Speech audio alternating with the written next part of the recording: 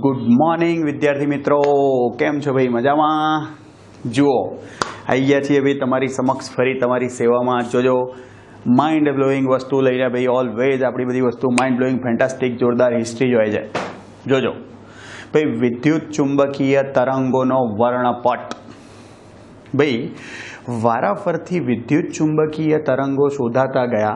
प्रारंभ में आपने खाली दृश्य प्रकाश विषयनी ज माहिती हती, कारण के आपने खबर है आखा विद्युत चुंबकीय वर्णपटमांथी आपणे मानवो मात्र ने मात्र दृश्य प्रकाश ने जोई शकीए छीए, एटले तो दृश्य प्रकाश नाम पाड्युं छे, विजिबल के जे आपणे जोई शकीए। हाँ, बाकीना तरंगो भाई जुओ 19મી सदीना भाई 19મી सदीमां क्ष किरणों रोंटजने शोध्या हता, गामा किरणों आ बधुं शोधाई गयुं हतुं, बराबर। अने अगत्यनी वस्तु एने जो क्रममां गोठववा जईए, क्रममां एटले केवी रीते तमे समजो भाई बहु मोटो विस्तार छे।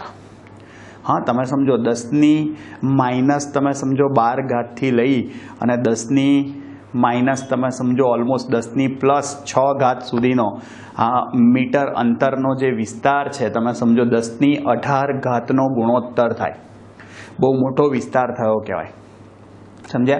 आ तरंग लंबाईनो विस्तार छे। नानी तरंग लंबाई थी मोटी अथवा आवृत्ति पण तमे कही शको। आपणे अहींया भाई जुओ वर्णपटना आवृत्तिना उतरता क्रममां, भाई आवृत्तिनो उतरतो क्रम में लख्यो छे। आवृत्तिनो उतरतो क्रम मतलब तरंग लंबाईनो चढ़तो क्रम। हाँ, आनो मतलब एवो थयो कि उपरथी नीचे जईशुं तेम तेम आवृत्ति उतरे छे, मतलब घटशे। कहेवानो मतलब एवो छे कि गामा किरणोनी आवृत्ति सौथी वधारे हशे, रेडियो तरंगोनी सौथी ओछी हशे। अने तरंग लंबाईनो चढ़तो क्रम मतलब जेम जेम नीचे जईशुं एम एम तरंग लंबाई चढ़शे वधशे, एटले गामा किरणनी तरंग लंबाई सौथी ओछी अने रेडियो तरंगोनी सौथी वधारे होय। भाई आ दरेके दरेक जे तरंगो छे बधे बधा विद्युत चुंबकीय तरंगो छे।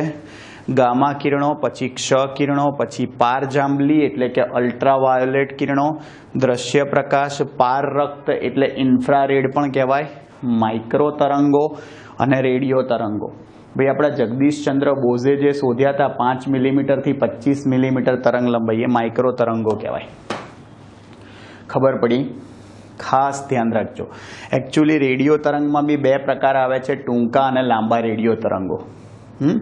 नॉर्मल केस में जे रेडियो तरंगोनो उपयोग थाय एफएम छे, हाँ एमां टीवी मां ने एमां ए बधा टूंका रेडियो तरंगो होय छे। हाँ, अने सेटेलाइट कम्युनिकेशन में एमां जे उपयोग थतो होय ए बधा शुं छे? लांबा रेडियो तरंगो। हवे जुओ भाई आनी उपरथी हूँ नॉर्मल तमने अमुक क्वेश्चन शीखवाडुं कि घणी वखत एक्जाम में जुओ आवी रीते तमने एमसीक्यू के एसक्यू स्वरूप में क्वेश्चन पूछाता होय छे। शुं? तो के भाई आ क्ष किरणों छे, बराबर, एनो वेग तमने एवुं कहे कि आनो वेग वीएक्स छे। दृश्य प्रकाश विजिबल कहेवाय भाई। चलो हूँ 1 2 3 लखूँ छूं, छोड़ो ने। क्ष किरणों वेग V1 है, पारजांबलीनो वेग V2 है, माइक्रोवेवनो वेग V3 है, माइक्रो तरंगोनो सॉरी। हाँ, तो आ त्रे वेग वच्चेनो संबंध मेळवो। भाई बहु विचारवानी जरूर नहीं, त्रे वेग सरखा ज होय, कारण के बधे बधा विद्युत चुंबकीय तरंगो छे अने विद्युत चुंबकीय तरंगोनो शून्यावकाशमां वेग 3 × 10⁸ घात मीटर पर सेकंड ज होय, एटले के बधे बधा तरंगोनो वेग सरखो ज होय। आवडशे? आ खास ध्यान राखजो। जुओ हवे धारो के तमने आवृत्ति आपे, जोजो हाँ, तमने एवुं कहे कि आ गामा किरणोनी आवृत्ति F1 छे, पारजांबलीनी F2 छे अने दृश्य प्रकाशनी F3 छे। तो आ 3 आवृत्तिओ वच्चेनो संबंध जणावो। Simple F1 greater than F2 greater than F3 थाय। ऊंधू भी लखी शको F3 less than F2 less than F1, एटले के गामा किरणोनी आवृत्ति सौथी वधारे छे, एनाथी ओछी पारजांबलीनी, एनाथी ओछी दृश्य प्रकाशनी। चलो तमने तरंग लंबाई आपे, जोजो आनी λ1 आपे આની λ2 આપે માઇક્રોવેવ્સની, અને રેડિયો તરંગોની λ3 આપે. તો સૌથી વધારે તરંગ લંબાઈ કોની હોય? રેડિયો તરંગોની હોય. એનાથી ઓછી માઇક્રોવેવ્સની હોય. સૌથી ઓછી પાર રક્તની હોય. ઊંધું બી લખી શકો તમે, λ1 λ2 λ3. ક્લિયર? સાંભળજો ભાઈ. હવે દરેકે દરેક તરંગો વિશે આપણે થોડી માહિતી આપીશું. ભાઈ હું ટેક્સ્ટબુકમાંથી જ રીડ કરીને તમને સમજાવું છું, બરાબર? કારણ કે બધું આમ જોવા જાઓ તો ભાઈ બધું વાર્તા છે.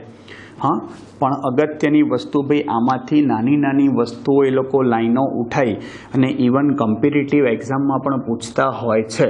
હા, એટલે તમારે જોવું પડે ખરી. જનરલી ટૂંકનોંધ તરીકે એક્ઝામમાં, બોર્ડ એક્ઝામમાં બહુ જ ઓછું નહિવત પૂછાય છે, પણ MCQ માટે કમ્પિટિટિવ એક્ઝામમાં બી આમાંથી પૂછતા હોય છે. હા, એટલે જોઈએ આપણે વારાફરતી 1 by 1. એ લોકોએ આપણને તરંગ લંબાઈના ઉતરતા ક્રમમાં બધા તરંગો વિશે વર્ણનાત્મક માહિતી આપી છે.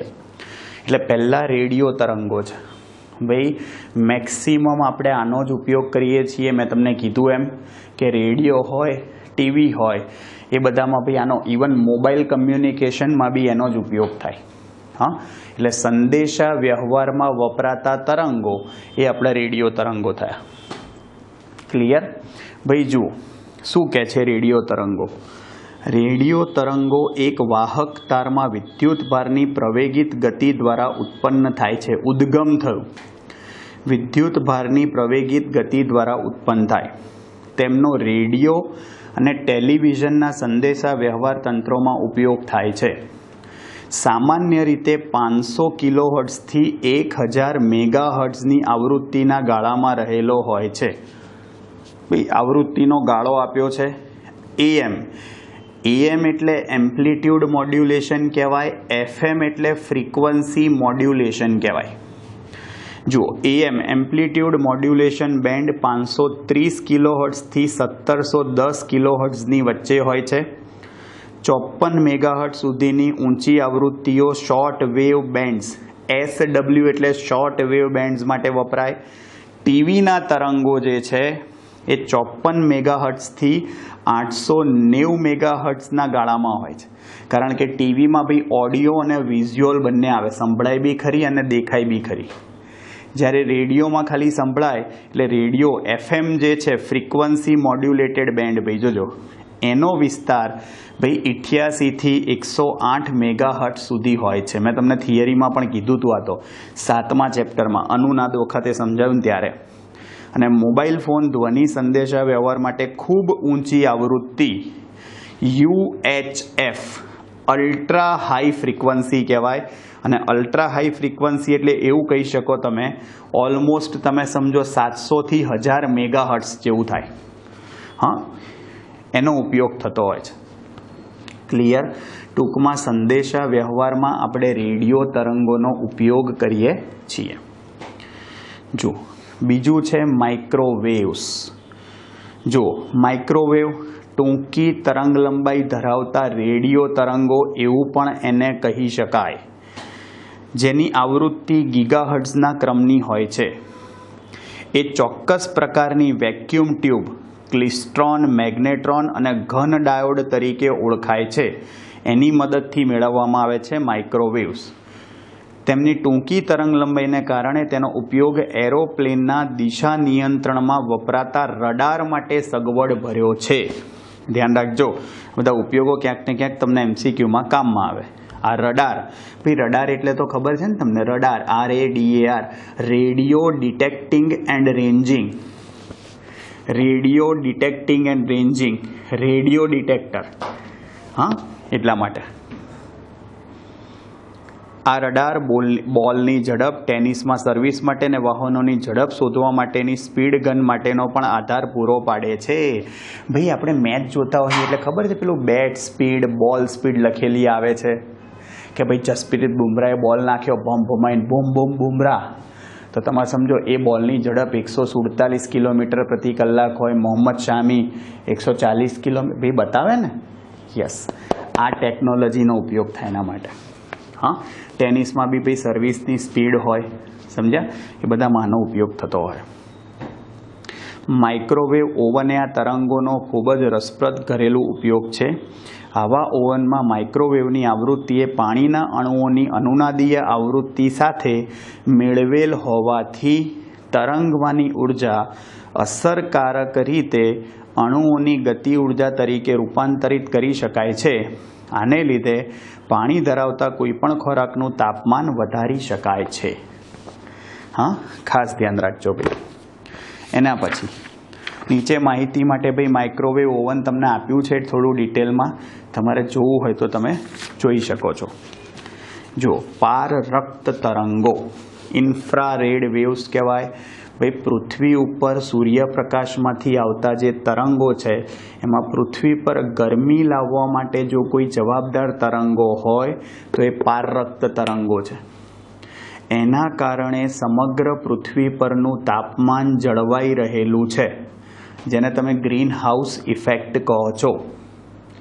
હા, એ આ તરંગોના લીધે, સમજ્યા. નહીંતર પૃથ્વી પરનું તાપમાન જો આ પારરક્ત તરંગો ના હોય તો હાલના તાપમાન કરતાં પૃથ્વી પરનું તાપમાન ખૂબ જ નીચું થઈ જાય. જોજો શું કહે છે. પારરક્ત તરંગો ગરમ પદાર્થ અને અણુઓ દ્વારા ઉત્પન્ન થાય છે. આ વિસ્તાર એટલે કે બેન્ડ દ્રશ્ય પ્રકાશ વર્ણપટની ઓછી આવૃત્તિ અથવા લાંબી તરંગલંબાઈના છેડાની નજીક આવેલ છે. પારરક્ત તરંગોને ઘણી વખતે ઉષ્મા તરંગો પણ કહેવાય. કીધું ને મેં તમને, હીટ વેવ્સ. આમ કહેવા પાછળનું મુખ્ય કારણ એ છે કે મોટાભાગના દ્રવ્યમાં રહેલા પાણીના અણુઓ સહેલાઈથી પારરક્ત તરંગોનું શોષણ કરે છે. બીજા ઘણા અણુઓ જેવા કે CO2, NH3 વગેરે પણ પારરક્ત તરંગોનું શોષણ કરે છે. શોષણ બાદ તેમની ઉષ્મીય ગતિ વધે છે, એટલે કે તેઓ ગરમ થાય છે અને આસપાસના ભાગને પણ ગરમ કરે છે. પારરક્ત બલ્બનો ઉપયોગ શારીરિક ઉપચારમાં થાય છે. ફિઝિયોથેરાપીવાળા યુઝ કરે ભાઈ. ગ્રીન હાઉસ અસર થકી પારરક્ત વિકિરણો પૃથ્વી પરનો ગરમાવો અથવા સરેરાશ તાપમાન જાળવવામાં અગત્યનો ભાગ ભજવે છે. આપાત દ્રશ્ય પ્રકાશનું પૃથ્વીની સપાટી દ્વારા શોષણ થાય છે અને ત્યારબાદ પારરક્ત વિકિરણોમાં ફરીથી ઉત્સર્જન થાય છે. આ વિકિરણ ગ્રીન હાઉસ વાયુઓ જેવા કે કાર્બન ડાયોક્સાઇડ અને પાણીના અણુઓ દ્વારા જકડાઈ જાય છે. પૃથ્વીના ઉપગ્રહોમાં પારરક્ત ડિટેક્ટર્સ, પારખવા માટેનું સાધન એને ડિટેક્ટર કહેવાય, નો ઉપયોગ લશ્કરી હેતુઓ અને પાકનો વિકાસ, ગ્રોથ જોવા એમ બંનેમાં થાય છે.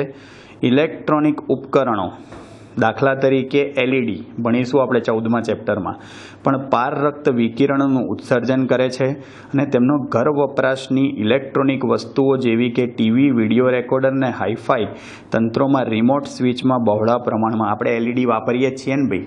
પેલું ટીવી ઓન ઓફ કરતા હોય આગળ પેલી લાલ કલરની આવે ને, શું કહેવાય, LED.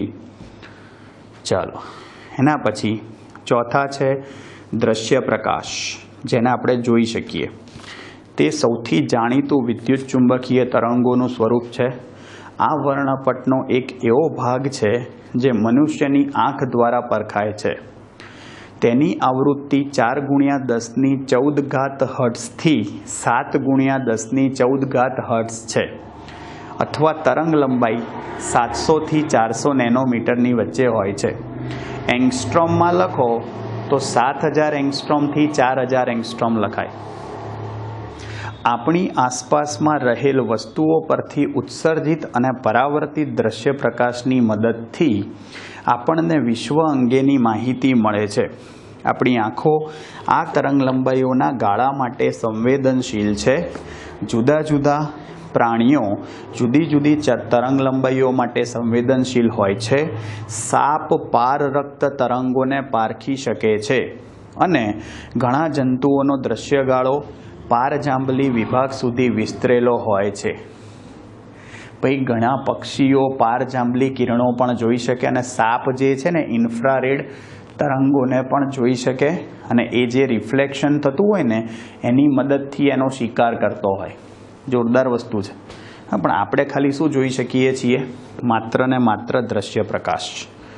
જુઓ હવે પાર જાંબલી કિરણો અલ્ટ્રાવાયોલેટ, આ વિભાગની તરંગ લંબાઈ 4×10⁻7 મીટર થી 6×10⁻10 મીટર, નાનું થયું પેલાથી પણ, બરાબર, સુધી વિસ્તરેલી છે. પાર જાંબલી વિકિરણ ચોક્કસ પ્રકારના બલ્બ અને ખૂબ જ ગરમ પદાર્થો દ્વારા ઉત્પન્ન થાય છે. સૂર્ય પાર જાંબલી પ્રકાશનો અગત્યનો સ્ત્રોત છે, પરંતુ સારા નસીબે તેમાંના મોટાભાગના વિકિરણનું વાતાવરણમાં લગભગ 40થી 50 કિલોમીટર ઊંચાઈએ આવેલા ઓઝોનના સ્તર દ્વારા શોષણ થઈ જાય છે. ભાઈ આપણને ખબર છે, જો એ ઓઝોનના સ્તરમાં ગાબડા પડવા માંડ્યા છે ભાઈ આપણા જ લીધે, પ્રદૂષણના લીધે, એટલે જ ભાઈ એ ઓઝોનનું સ્તર અલ્ટ્રાવાયોલેટ કિરણોને પૃથ્વી પર આવતા અટકાવે છે. જોજો, વધારે પ્રમાણમાં અલ્ટ્રાવાયોલેટ પ્રકાશ માણસ પર નુકસાનકારક અસર કરે છે. અલ્ટ્રાવાયોલેટ પ્રકાશમાં વધારે પ્રમાણમાં રહેવાથી શરીરમાં મેલેનિન ઉત્પન્ન કરે છે કે જેનાથી ચામડી કાળી પડી જાય છે. અલ્ટ્રાવાયોલેટ વિકિરણનું સાદા કાચ વડે શોષણ થાય છે, તેથી કાચની બારીમાંથી આવતા યુવી પ્રકાશથી ચામડી કાળી પડી જતી કે તતડી જતી નથી. વેલ્ડિંગ કામ કરતા લોકો વેલ્ડિંગ ચાપ, વેલ્ડિંગ આર્ક રાખે ને ભાઈ, મોટા પ્રમાણમાં ઉદ્ભવતા યુવીથી આંખને બચાવવા માટે ચોક્કસ પ્રકારના કાચના ગોગલ્સ અથવા કાચની બારી ધરાવતા મોહરા, મોહરા એટલે ફેસ માસ્ક. ભાઈ મોહરા અત્યારે તો બહુ જાણીતા છે, ફેસ માસ્ક હવે બધાને ખબર જ છે આપણને ભાઈ લોકડાઉન પછી.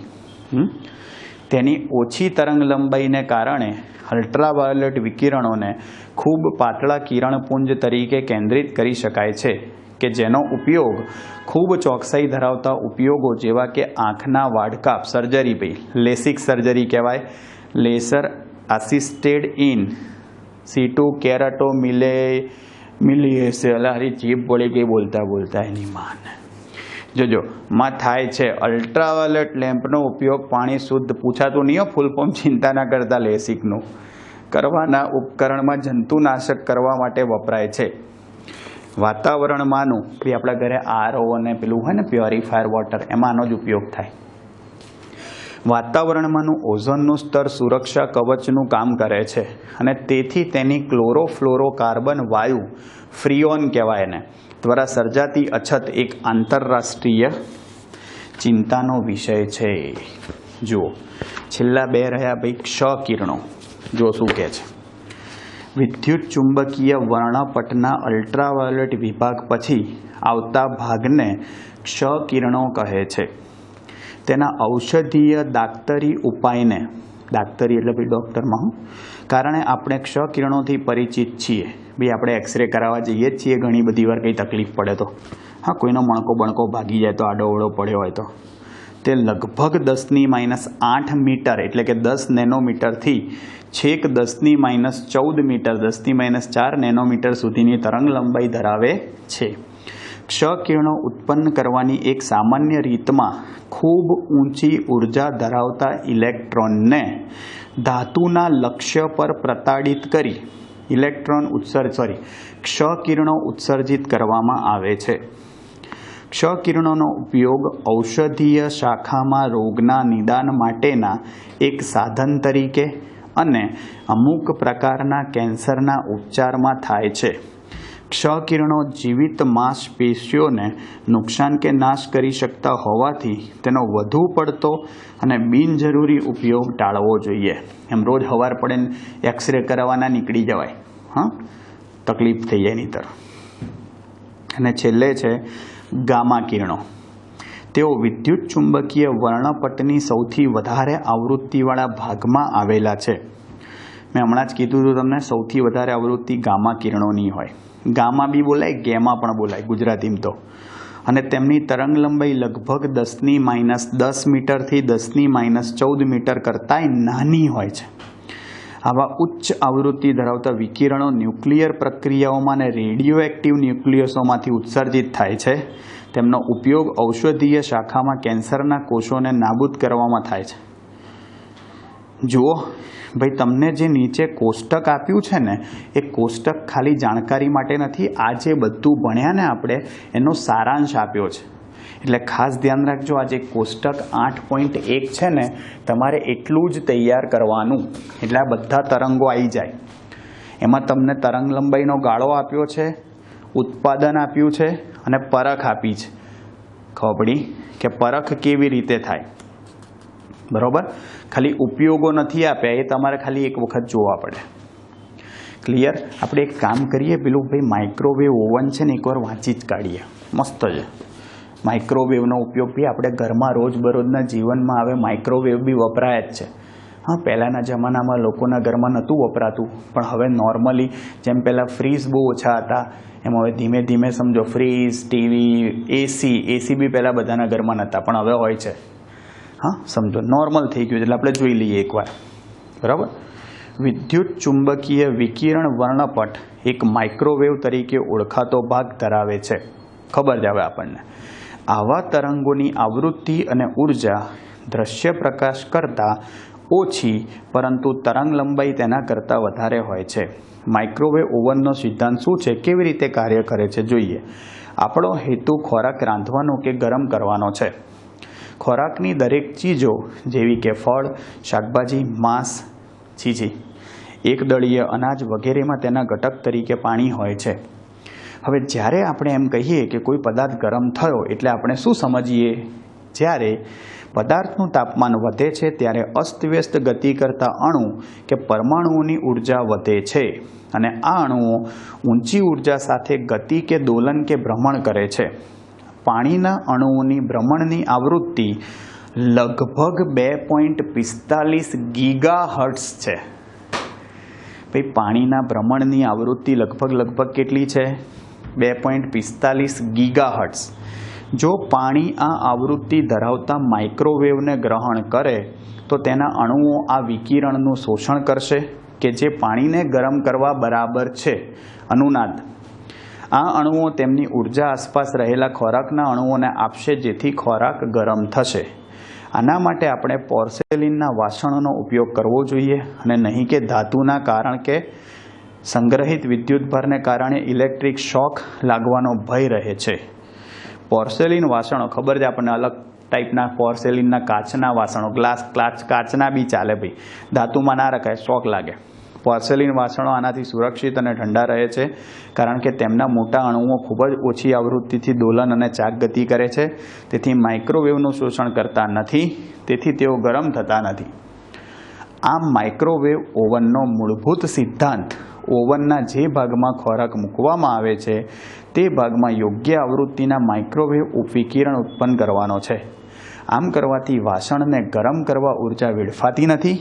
ગરમ કરવાની રૂઢિગત રીતમાં બર્નર પરનું વાસણ પ્રથમ ગરમ થાય છે અને ત્યારબાદ વાસણમાંથી રૂપાંતરિત ઉર્જાને કારણે તેમાં રહેલ ખોરાક ગરમ થાય છે.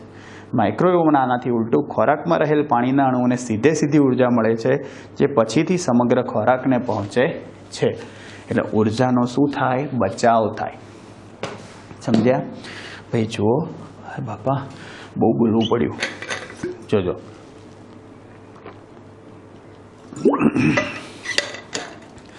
ભાઈ આમાંથી ક્યાંક ને ક્યાંક MCQ છે ને એ બધું પૂછાતું હોય છે, એટલે તમારે તૈયાર કરવું પડે. હવે જુઓ, આની ઉપરથી જ અહીં એક દાખલો આપ્યો છે સ્વાધ્યાયમાં 9મો, જે મેં ઓલરેડી ગણીને રાખ્યો છે. આપણે જે ભણ્યા ને એનું એ જ છે, પણ આપણે થિયરીમાં આવૃત્તિ અને તરંગ લંબાઈની વાત કરી. અહીં આપણને ઉર્જા પૂછી છે. જોજો, રકમ કહું છું, સ્વાધ્યાયનો 9મો દાખલો. જોજો, પુસ્તકમાં વિદ્યુત ચુંબકીય વર્ણપટના જુદા જુદા ભાગની શબ્દાવલી આપેલ છે, ટર્મિનોલોજી આ બધી. ઓકે, જોજો શું કહે છે. હવે E બરાબર HF. ભાઈ મેં પહેલાં બી કીધું છે, ચોપડીમાં ન્યૂ લખે છે, પણ આપણે F લખીએ છીએ આવૃત્તિને. વિકિરણ ઉર્જાનો જથ્થો જેને ફોટોન માટેનો ઉપયોગ કરી વિદ્યુત ચુંબકીય વર્ણપટના જુદા જુદા ભાગના ફોટોન ઉર્જા ઇલેક્ટ્રોન વોલ્ટ એકમમાં મેળવો. શું? ઇલેક્ટ્રોન વોલ્ટ એકમમાં લાવવાની છે. જોજો, તમે જે આ જુદા જુદા ક્રમની ફોટોન ઉર્જા મેળવો છો તે કેવી રીતે વિદ્યુત ચુંબકીય વિકિરણના જુદા જુદા સ્ત્રોત સાથે સંબંધ ધરાવે છે. જો સૌથી પહેલાં તો ભાઈ આપણે જવાબ ઇલેક્ટ્રોન વોલ્ટમાં લાવવો હોય ને તો તમને સંબંધ ખબર હોવી જોઈએ. 1 ઇલેક્ટ્રોન વોલ્ટ બરાબર કેટલા જૂલ થાય? 1.6 10 - 19 જૂલ થાય. હવે તમે જૂલને કરતા બનાવો તો પેલું છેદમાં જતું રહે, તો 1/1.6 10 - 19. ટૂંકમાં જૂલમાંથી ઇલેક્ટ્રોન વોલ્ટમાં ફેરવવા માટે તમારે 1.6 10 - 19 વડે ભાગવા પડે. અને ભાઈ એચની કિંમત, એચ શું છે? પ્લાન્ક અચળાંક. 6.625 10 - 34 જૂલ ઇન્ટુ સેકન્ડ થાય. ભાઈ આ સૂત્ર આપણે આગળના ચેપ્ટરમાં દ્રવ્ય અને વિકિરણના દ્વૈત સ્વભાવમાં જોઈશું, બીજી ચોપડીમાં. તમારે અત્યારે સૂત્ર જ યાદ રાખી લેવાનું છે. ફોટોનની ઉર્જાનું સૂત્ર શું થાય? HF. આ એક ફોટોનની ઉર્જા છે HF.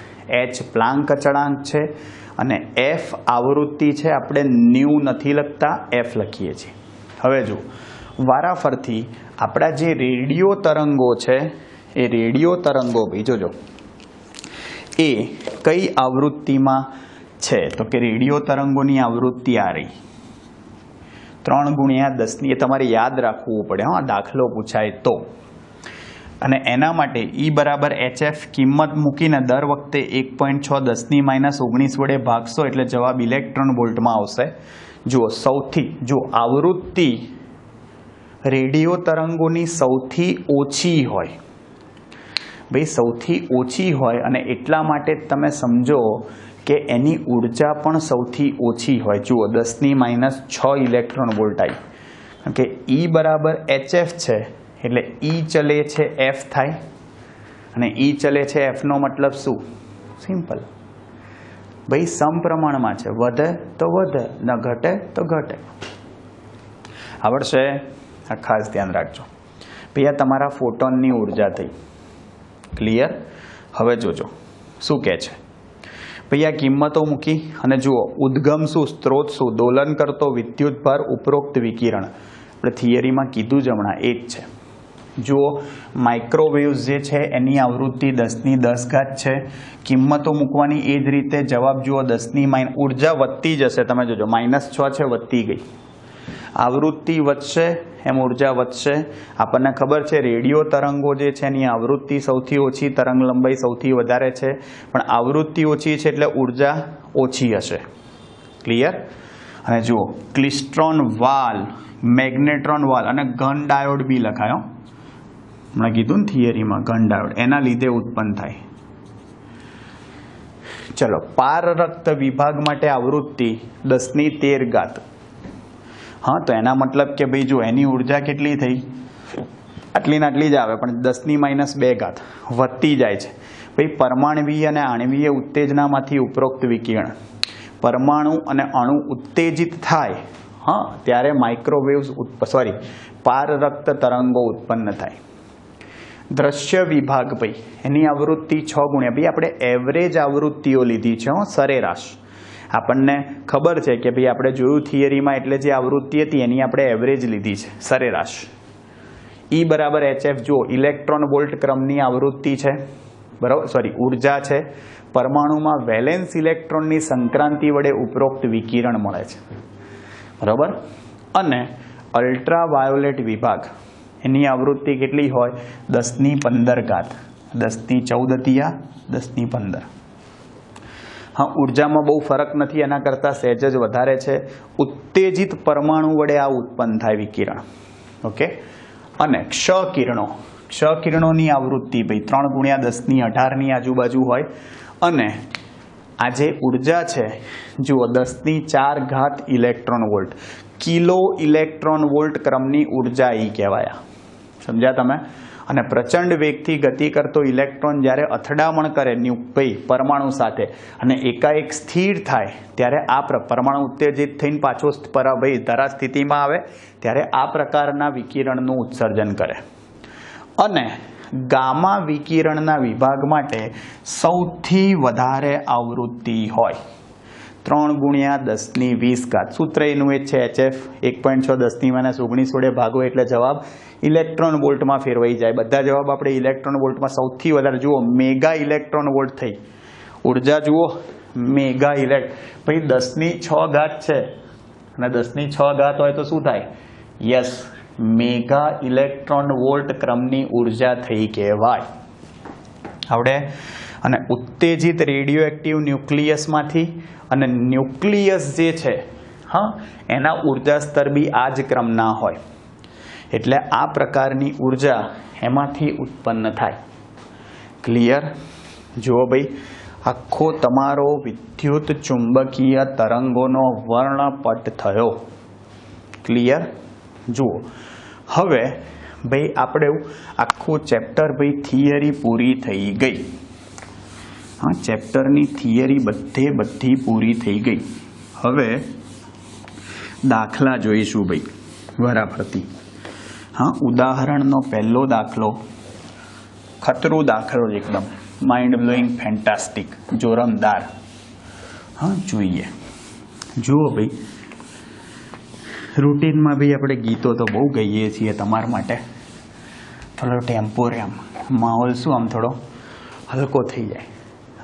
આજે કંઈક નવું કરીએ ભાઈ. આજે થોડા જોક્સ મારું. જોજો વાગે નહીં. લાગ આવે તો વાગે ખરી. બધા આપણા જોક્સ બધા હાઈ લેવલના હોય. ખબર પડે ઠીક છે, ના પડે તો બીજાને પૂછી લેવું કે સાહેબ શું કહેવા માંગતા હતા. જોજો. હવે છે ને ભાઈ, તમને કહું, અમારે ત્યાં છે ને એક જોરદાર માણસ કામ કરે છે વર્ષોથી. હું ભણાવું છું બહુ જ વર્ષોથી ભાઈ, 16 વર્ષથી. એટલા વર્ષોથી એ ભાઈ મારી જોડે જ છે. એમનું નામ છે જયદીપભાઈ અને બહુ ખતરનાક પર્સનાલિટી છે. બહુ ભારે એટલે અઘરી નોટ ભાઈ, તમે સમજો કે જેની કોઈ હદ નહીં. જોજો, આપણે ભાઈ આપણા માટે આદર્શ વ્યક્તિ છે, આપણા જોક્સમાં બંધ બેસે એવા વ્યક્તિ છે. એટલે આપણે એમના નામે જનરલી જોક્સ કહેતા હોઈએ છીએ ભાઈ. કારણ કે મેં કીધું ને, પર્સનાલિટી જેવી છે. નોંધાવવામાં અવ્વલ નંબર હોય ભાઈનો. જોજો, બહુ અઘરી નોટ. અને ભાઈ અમારે જયદીપભાઈ છે ને, આમ તો આપણે ભાઈ કોઈની દેખાવે ટિપ્પણી નહીં કરતા, પણ આ તો જસ્ટ મજાકની વાત છે. એટલે અમારે જયદીપભાઈ એટલા કાળા છે ભાઈ, એટલા કાળા છે કે જો તમે પેલો બરફનો પેલો આમ કચ્ચો કરીને જો એમને મારો ને તો કાલા ખટ્ટા બહાર આવે. બરફનો ગચ્ચિયો કરીને ઘચડીને ઘચકાવો ને તો કાલા ખટ્ટા બહાર આવે. જોજો, ખાઈ ના જતા. જોજો મેં અમારા જયદીપભાઈને કીધું બહુ અઘરી નોટ છે. જો એમની ઉપરથી જોક કહું, એટલી ભારે નોટ છે ને, એમને કે બહુ આમ જાજી ખબર પડેલી. એકવાર એમનું એક્ટિવા છે ને ભાઈ, એની બેટરી ઉતરી ગઈ. સ્વાભાવિક છે, મિકેનિક જોડે જવું પડે. મિકેનિક જોડે પહોંચી ગયા ભાઈ તો. એટલે મિકેનિકને કીધું કે ભાઈ અમારા એક્ટિવાની બેટરી ઉતરી ગઈ છે, શું કરીશું? તો કે સાહેબ કંઈ વાંધો નહીં, એક સાઈડની નાખી દઉં બેટરી. તો કે એક સાઈડ શું લેવા લે, 2 સાઈડ નાખી દે ને. કે એક સાઈડ શું લેવા, 2 સાઈડ નાખી દે ને તું તારે. વાગ્યો? જોજો, ખબર પડી તો ઠીક, નહીં તો પૂછી લેજો કોકને. એકવાર અમારા જયદીપભાઈ છે ને, એ મેં કીધું ને એમના ભાઈબંધો બધા એમના જેવા જ હોય. 4-5 ભાઈબંધો હતા ભાઈ, તમે સમજો. તો એ 4-5 ભાઈબંધો બધા ભેગા થઈ અને પિક્ચર જોવા જાય. બધી એમના જેવી જ નોટો હોય. પિક્ચર જોવા ગયા, આખા પિક્ચરમાં સૂઈ ગયા. આખા પિક્ચરમાં જે 5 જણા સૂઈ ગયા. પાછા આવ્યા એટલે ભાઈ સ્વાભાવિક છે, મન મળે તો કે સાહેબ અમે તો કે ગયા હતા પિક્ચર જોવા, તમે તો બધા સૂઈ ગયા. કીધું કેમ સૂઈ ગયા હતા? તો કે સાહેબ પિક્ચરનું નામ જ હતું શોલે. એ શું સમજ્યા? શોલે. સૂઈ ગયા ચાલુ પિક્ચરમાં બધા 5 ભાઈ. બહુ ભારે, બહુ અઘરી નોટ છે ભાઈ, તમે સમજો. સમજ્યા? એમની વ્યાખ્યા થાય એવી જ નહીં. ખબર પડી ભાઈ?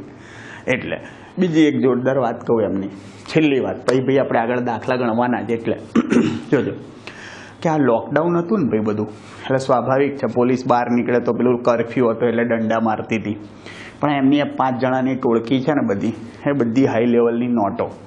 હા, એટલે ઘરમાં એમનો પગ ટકે નહીં, બરાબર. એટલે થાય શું, રોજ બહાર નીકળે એટલે પોલીસના 4 દંડા ખાઈને બધા ઘેર આવે. રોજનું રૂટીન છે એમનું, એમ દંડા ના ખાય ત્યાં સુધી એમને ઊંઘ ના આવે, બરાબર. હવે આ પાર્ટી તો રોજ દંડા ખાય, પછી તો છે ને એ લોકો દંડા તો ખાતા જ હતા. પછી 5 જણા ભેગા થઈને પોલીસ સ્ટેશન ગયા સામેથી. પછી જઈને પેલા પીઆઈને મળ્યા કે સાહેબ, બધા બહાર બેસાડ્યા પેલા, પછી અંદર લઈ ગયા બધા 5 નોટોના. એટલે કે સાહેબ, અમે લોકો રોજ છે ને કે નિયમનું પાલન નહીં કરતા ને એટલે અમે ઘરની બહાર નીકળી, અમારથી રહેવાતું જ નહીં, ઘરમાં તકલીફ છે હારી એમ, એટલે કે અમારથી બહાર નીકળી જવાય છે, બરાબર. એટલે અમને પોલીસ દંડા મારે છે. અને સ્વાભાવિક છે ભાઈ, નિયમનું પાલન ના કરીએ તો દંડા તો મારવા જ જોઈએ એમ, પણ સ્વીકારે ખરી ભોળા ભાવે, એટલે કે મારવા તો જોઈએ. પણ એટલે ભાઈ પેલા પીઆઈ કે હા ભાઈ તો બરોબર છે, તો નિયમનું પાલન ના કરે તો પડે ખરી 2-4 હાચા મનની, તો હવે શું, તો પછી તમને તકલીફ શું છે? તો કે હા પણ સાહેબ હું એ જ કહું છું કે ભાઈ અમે લોકો માર ખાઈ લઈએ છીએ બધી વસ્તુ બરાબર, પણ સાહેબ પ્લીઝ મહેરબાની કરો, એ જે તમે જે પેલા કોન્સ્ટેબલોને દંડા આલ્યા છે ને, એ દંડાના બધા એટલા જૂના થઈ ગયા ને વચ્ચેથી થોડા ફાડિયા થઈ ગયા છે, એટલે સાહેબ એ દંડા મારે છે ને તો બધા ચીમટા ભરાઈ જાય છે કે, અને બધા ચીમટા ભરાઈ જાય ને તો મારા બૈડા ફાટી જાય છે, તો કે અમારું ઊંધું ઊંઘવું પડે છે. એટલે કે ભાઈ થાય તો કે ભાઈ નવા દંડા લઈ આલો ને તો વાંધો ના આવે.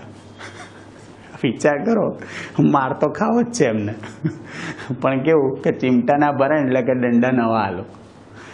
આવી નોટો હોય છે માર્કેટમાં ભાઈ, ઘરમાં પડ્યા રહો છોના મોના, કોરોના બહાર ધ્યાન રાખતા રહો. હા, જરૂરી છે ભાઈ, ખબર પડી ભાઈ. એટલે ક્લિયર ભાઈ. જુઓ, આ તો હતા ભાઈ આપણા નવા જયદીપભાઈ. વાત કરીશું, આગળ જઈશું એમ આપણે થોડી એમની, મેં કીધું ને એમની ઉપર બધા બીજા બહુ આવા બધા નાના મોટા જોક્સ છે, પણ કોક વાર વાગશે ખરી, હો, ધ્યાન રાખજો. હાલો જોઈએ ભાઈ, ઉદાહરણનો પહેલો દાખલો, માઇન્ડ બ્લોઈંગ ફેન્ટાસ્ટિક દાખલો છે ભાઈ. જોજો શું કહે છે. ઉદાહરણ 1, રકમ જોજો ભાઈ. ઉદાહરણનો પહેલો દાખલો, એક સમાંતર પ્લેટ કેપેસિટર કે જેની વર્તુળાકાર પ્લેટની ભાઈ, કેપેસિટરની વર્તુળાકાર પ્લેટની ત્રિજ્યા, વર્તુળાકાર પ્લેટની ત્રિજ્યા 1 મીટર આપી છે. આપણે એને R0 વડે દર્શાવીએ. જોજો કેમ R0 લખ્યું છે તમે સમજી જશો. તેનું કેપેસિટન્સ ભાઈ 1 નેનો ફેરાડ આપ્યું છે. નેનો એટલે 10⁻⁹ ફેરાડ. ભાઈ તેને વિદ્યુત ભારિત કરવા માટે t બરાબર 0 સમયે કેપિટલ R અવરોધ છે ભાઈ, સમજ્યા? એટલે આને R0 લખ્યું હતું. 1 મેગા ઓમનો અવરોધ જોડ્યો છે ભાઈ. મેગા ઓમ એટલે 10⁶ ઓમ થાય. શ્રેણીમાં 2 વોલ્ટની બેટરી જોડવામાં આવે છે. V બરાબર 2 વોલ્ટ આપ્યું છે. t બરાબર 10⁻³ સેકન્ડ સમય બાદ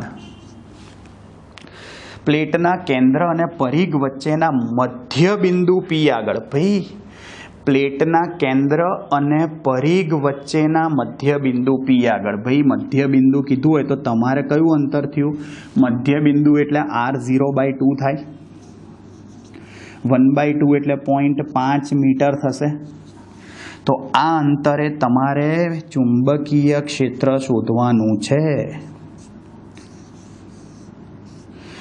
ભાઈ. આ અંતરે તમારે ચુંબકીય ક્ષેત્ર શોધવું હોય તો સૌથી પહેલા જોજો, રકમમાં તમને આપ્યું છે કેપેસિટર પર t સમયે વિદ્યુત ભાર.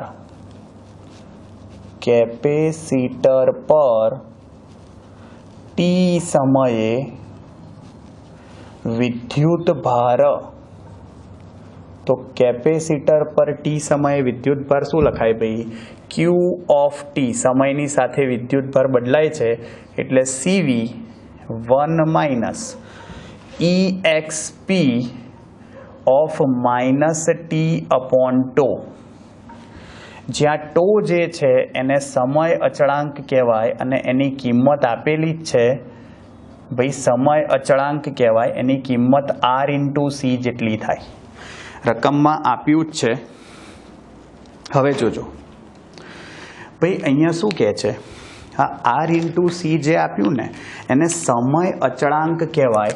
હવે આમાં એની કિંમત મૂકું, જોજો તો વિદ્યુત ભાર જે છે એનું સૂત્ર શું થયું, q ઓફ t, t નથી લખતો ભાઈ, 1 - e રેઝ ટુ, ભાઈ એક્સપોનેન્શિયલ એટલે ચર ઘાતાંકીય વિધેય કહેવાય, અને ચર ઘાતાંકીય વિધેય એટલે e રેઝ ટુ -t/τ, અને ટોની જગ્યાએ શું લખાય, rc. હવે જોજો ભાઈ, t/τ પણ ટોની જગ્યાએ rc લખ્યું. હવે ભાઈ શરૂઆત કરીએ આપણે. સમજવા જેવી વસ્તુ એ છે, જોજો અહીં કે સૌથી પહેલી વસ્તુ તમારે શું શોધવું છે, ચુંબકીય ક્ષેત્ર. આકૃતિ નથી દોરી ભાઈ, ટેક્સ્ટ બુકમાં આપેલી છે.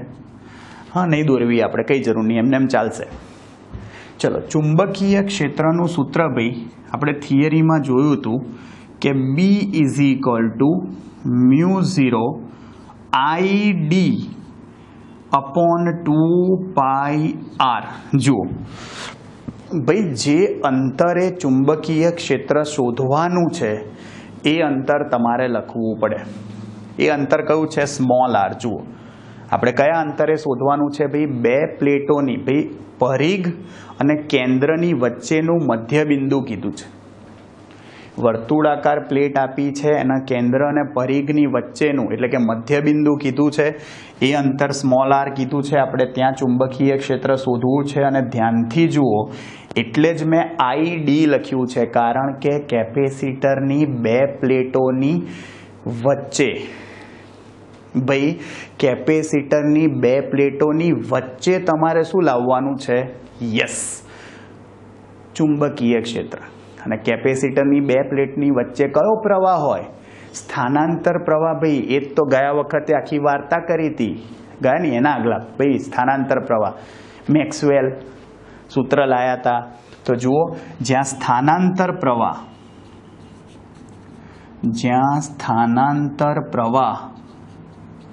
ભાઈ આપણે એક કામ કરીએ, અલગથી જ શોધી કાઢીએ. ચલો, સ્થાનાંતર પ્રવાહનું સૂત્ર શું, ε0 d/e/dt લખાય.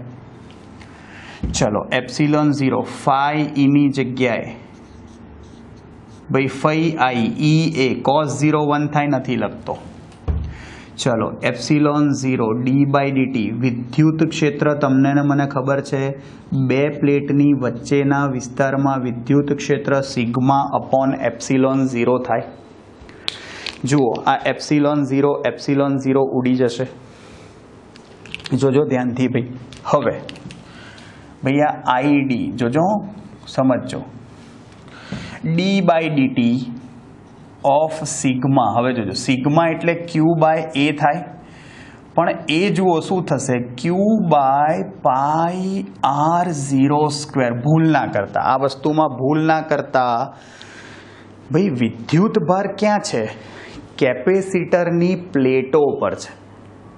સાંભળજો, એટલે એમાં મેં કેપેસિટરની જે ત્રિજ્યા હતી ને એ લખી છે.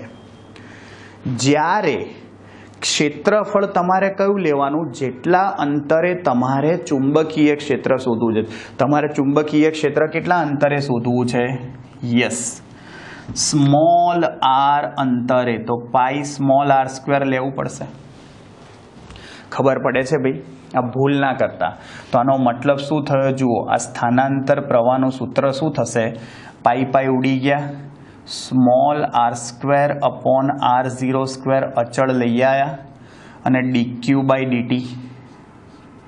ભાઈ dq/dt કઈ રીતે શોધશો, જુઓ, એના માટે તમને વિદ્યુત ભાર આપ્યો જ છે, તો એનું સૂત્ર મૂકી દો. વિદ્યુત ભારનું જુઓ, આ રહ્યું વિદ્યુત ભારનું સૂત્ર. શું થાય, CV કૌંસમાં શું થશે, 1 - e⁻ t/RC. ચલો, વિકલન કરતા આવડે, સાંભળજો ભૈયા, આર સ્ક્વેર અપોન R0² તો છે જ ભૈયા. સીવી અચળ કૂદીને બહાર ભૈયા. 1નું વિકલન 0 થાય ભાઈ. e⁻ વિકલન e⁻ જ થાય, ખબર છે ને. ભાઈ e⁻x હોય તો e⁻x જ થાય, તો e⁻ આ જે છે એ જ થાય. પણ આમાં ભાઈ જે આ ટીની જોડે ગુણાયેલું હોય, ટીની જોડે એ આમાં ગુણાકારમાં આવે તો -1/RC ગુણાકારમાં આવશે ભાઈ. આમાં સંકલનમાં ભાગાકારમાં આવે, આમાં ગુણાકારમાં આવે. જુઓ માઇનસ માઇનસ પ્લસ થઈ જાય. શું થયું જુઓ, R² અપોન R0² સીવી અને બાર લખી કાઢું, માઇનસ માઇનસ પ્લસ થઈ જાય એટલે RC. આ બંનેમાં ઘન ના કરતા, આ ત્રિજ્યા છે વર્તુળાકાર પ્લેટની, ના અવરોધ છે કેપિટલ R, બધું ભેગું ના કરતા સી ઉડાડ દેજો ભાઈ. માઇનસ માઇનસ પ્લસ e⁻t/RC ભાઈ. આનો મતલબ સ્થાનાંતર પ્રવાહનું તમે જુઓ સૂત્ર લઈ આવ્યા. શું આવ્યું? R², સી તો ઉડી ગયા, v/R0² R અને e⁻t/RC. જુઓ સ્થાનાંતર પ્રવાહ મળી ગયો ભાઈ. કિંમત મૂકવાની જરૂર નથી, કિંમત તો આમાં મૂકીને છેલ્લે જ લાવીશું.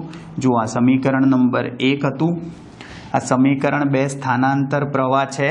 ચલો તો સમીકરણ 2ની કિંમત 1માં મૂકતા, સમીકરણ 2ની કિંમત સમીકરણ 1માં મૂકતા. એરો મતલબ કિંમત મૂકી છે, તમારે આખું વાક્ય લખવું પડે. ચલો ચુંબકીય ક્ષેત્ર અહીંયા જ લખું છું ભાઈ, μ0/2πr. જોજો ધ્યાનથી. ચલો સ્થાનાંતર પ્રવાહનું સમીકરણ તમે શું લાયા?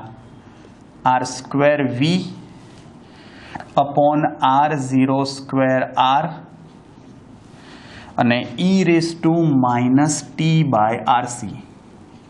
ચલો એકવાર સ્મોલ r ઉડી જશે. જુઓ કિંમતો મૂકીએ હવે. μ0 કેટલા? 4π10⁻⁻⁷. એકવાર સ્મોલ r અંશમાં વધશે, સ્મોલ r એટલે 0.5, 2π.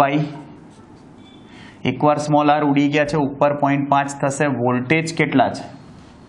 વોલ્ટેજ 2 છે, 2π છે છેદમાં ભાઈ. જોજો r તો ઉડી ગયા તો ઉપરના એક r લખી કાઢે છે. R0 કેટલા છે? 1. કેપિટલ R અવરોધ કેટલો છે? 10⁶. e⁻t, ટી સમય કેટલો છે ભાઈ? સમય 10⁻³ અપોન RC. અવરોધ કેટલો છે? R અવરોધ ક્યાં ગયો? 10⁶. અને કેપેસિટન્સ કેટલું છે? 10⁻⁹. કેપેસિટન્સ ભાઈ 10⁻⁹ છે. આ નેનો ફેરાડ છે કે નહીં? જુઓ 2π ઉડી ગયા, અહીંયા કેટલા આવ્યા? 2. 1 તો લખવાની જરૂર નહીં, 0.5 × 2 શું આવે? 1 જ આવે. એ લખવાની જરૂર નહીં. જુઓ શું આવ્યું? આ 10⁶ ઉપર -6, -13 થઈ જાય.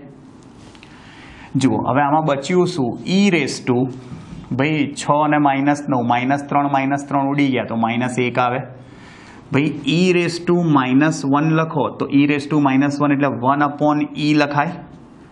અને કદાચ ભાઈ તમને ખબર ના હોય તો કહી દઉં, આ ની કિંમત 2.718281 આવી થાય.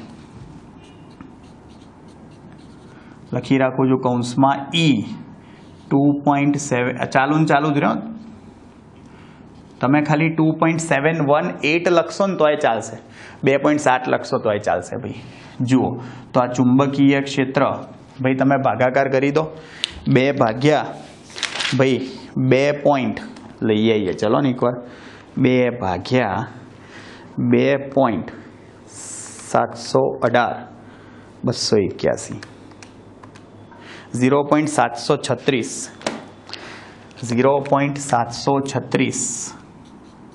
10⁻13 ટેસ્લા આવી ગયું. તમે આવી રીતે પણ લખી શકો 7.36 અથવા 4 10⁻14 આપણે જનરલી એવી રીતે જવાબ લખીએ છીએ. એક આંકડા પછી શું આવે? દશાંશ ચિહ્ન આવે. ક્લિયર? આ ધ્યાન રાખજો. ભાઈ થોડો દાખલો મોટો છે, પણ મસ્ત મજાનો દાખલો છે. કંઈ ગોખવાનું નથી ભાઈ, દાખલો તો સહેલો જ છે, આવડશે. જુઓ, એટલે રાખીએ છીએ ભાઈ. નેક્સ્ટ ટાઈમ બાકીના દાખલા ગણીશું. મળીએ તો ભાઈ નેક્સ્ટ લેક્ચરમાં. ત્યાં સુધી આવજો. Bye bye, see you, tata, सब्बा खैर, सायोनारा, हस्ता ला विस्ता, फिर मिलेंगे चलते चलते. खुदा हाफिज, दास विदानिया. जय श्री कृष्ण, जय अम्बे, जय हिंद, जय भारत, वंदे मातरम.